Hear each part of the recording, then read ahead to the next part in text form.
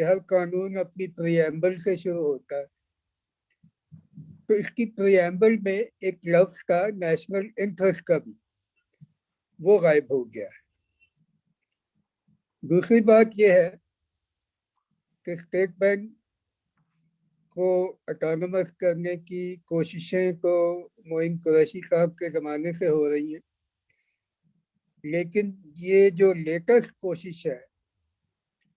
یہ state bank کو اتنی آزادی دلوانے کی کوشش ہے جتنی کہ آئی ایم ایف نے کہیں بھی نہیں،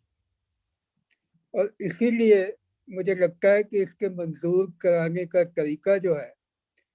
وہ کافی ناقابل فہم ہے، کیونکہ میرا نہیں خیال کہ آئی ایم ایف یہ کہہ سکتا ہے کہ آپ کے جو اکاؤنٹیبلٹی میکنزمز ہیں وہ اسٹیٹ بینک کو اپلائی نہیں کرتے۔ اس طرح کی بات کوئی انٹرنیشنل آرگنائزیشن نہیں کر سکتی،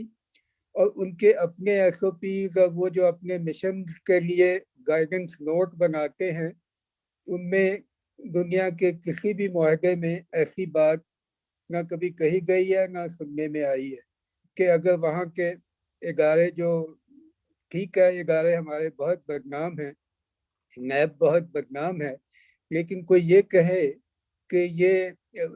فلاں جگہ اپلائی نہیں کرتا تو یہ تو ایسے لگتا ہے جیسے حکومت ایڈمٹ کر رہی ہے کہ نیب جو ہے وہ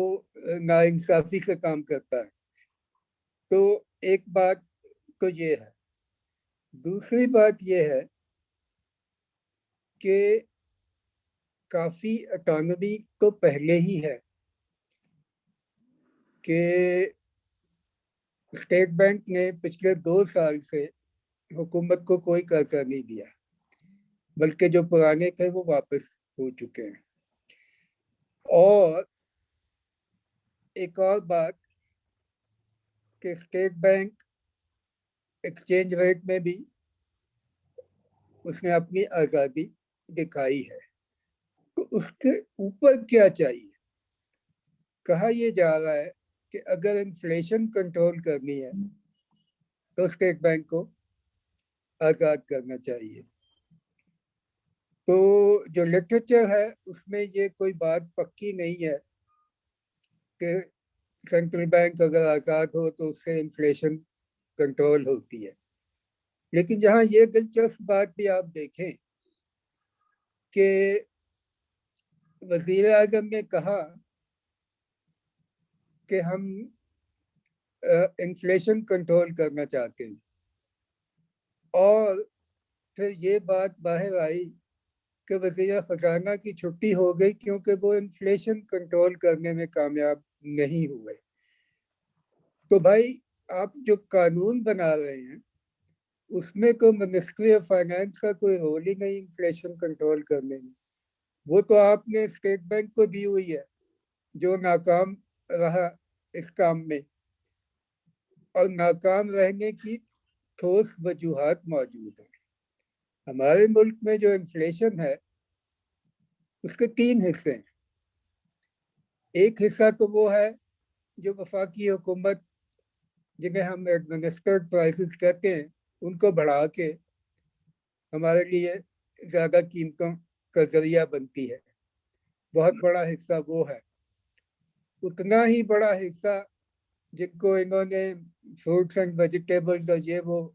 خوراک کی چیزیں قرار دیا، یہ سب جو ہے یہ صوبائی حکومتوں کی ڈومین ہے۔ ان کے سپلائی چینز کے مسائل، ان کے ڈسٹرکٹ فوڈ کنٹرولر، یہ جو سیٹ اپ ہے یہ ان چیزوں کو ریگولیٹ کرتا ہے۔ اسٹیٹ بینک کا اس میں کوئی عمل دخل نہیں ہے۔ اسٹیٹ بینک کا صرف عمل دخل ہے جسے ہم نان فوڈ نان انرجی یا کور انفلیشن کہتے ہیں، تو اس کو اگر آپ دیکھیں تو وہ تو اس زمانے میں اتنی بڑی ہی نہیں، تو لگ یہی رہا ہے کہ نہ تو وہ مقصد جس کے لیے آزادی دی جا رہی ہے اس سے کوئی تعلق ہے، نہ ہی یہ آزادی اتنی ہے جتنی کہ آئی ایم ایف کی جینوئن کنڈیشنالٹی بنتی ہے، اور اس میں نیشنل انٹرسٹ بھی غائب کر دیا گیا ہے۔ تو یہ ایک گمبھیر صورتحال کیوں ہے؟ اس کے اوپر شاہدہ نے ٹھیک کہا کہ سیاسی معیشت کی وجوہات غالب آئی ہوئی ہے۔ آخر میں یہ کہوں گا، یہ کہا گیا کہ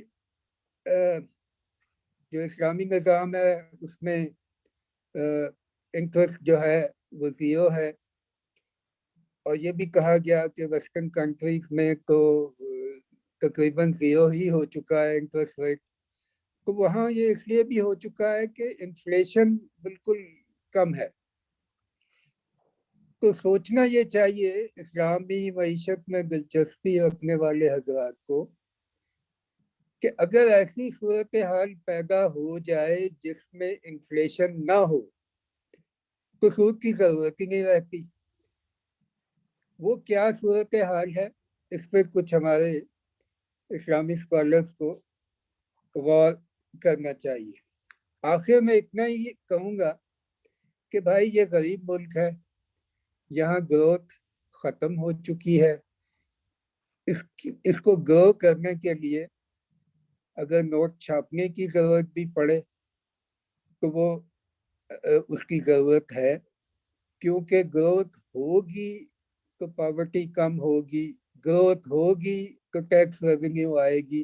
تو گروتھ کے آبجیکٹو کو بالکل پیچھے چھوڑ دینا، بلکہ ایک دو انٹرویوز میں تو گورنر اسٹیٹ بینک نے بالکل ایسے کہا جیسے گروتھ سے ان کا کوئی تعلق ہو ہی نہیں سکتا، بلکہ ان سے ایک یہ بات پوچھی گئی کہ کیا ملک میں جنگ شروع ہو جائے تو تب بھی آپ یہ حکومت کو قرضہ نہیں دیں گے؟ تو سوال کا انہوں نے جواب دینا مناسب نہیں سمجھا۔ تو میرا خیال ہے معیشت اور سیاست اور کچھ بے وقوفی اس قانون کے ڈرافٹ ہونے کے پیچھے یہ سب چیزیں پائی جاتی ہیں۔ شکریہ۔